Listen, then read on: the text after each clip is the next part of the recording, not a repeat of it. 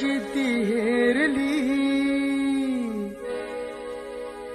6 डिसेंबर 56 साली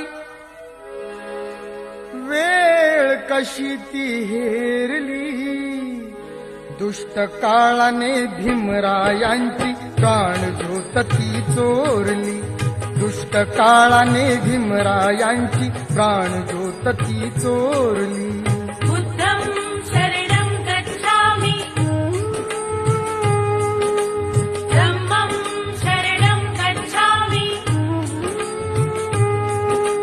संघं शरणं गच्छामि.